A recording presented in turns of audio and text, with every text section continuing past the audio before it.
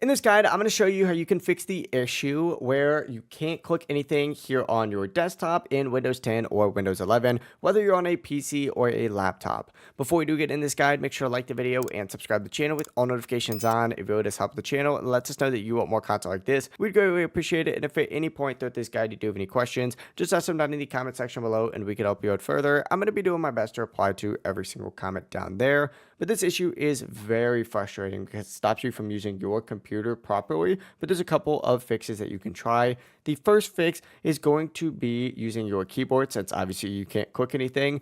Essentially, go ahead and press Control and then Alt and Delete at the same time, and you'll see a menu pop up on the screen. Can't demonstrate it perfectly on this since I am recording at the time, but from here, you just have to hit cancel, and in most cases, this is going to refresh the system and let you click again normally. That being said, if it still isn't working for you and you still can't click anything, locate the power button on your computer and press and hold it down, specifically making sure you're holding it down until the screen goes black and the entire computer shuts off. Once it is fully powered off, press the power button again and turn it back on. And after restarting, the desktop should now be working normally again. If this guide did help you out, make sure to like the video and subscribe to the channel with all notifications on. It really does help with the channel and lets us know that you want more content like this. We'd greatly appreciate it. If at any point throughout this guide you did have any questions, just ask them down below and we can help you out further though. Have a great rest of your day though.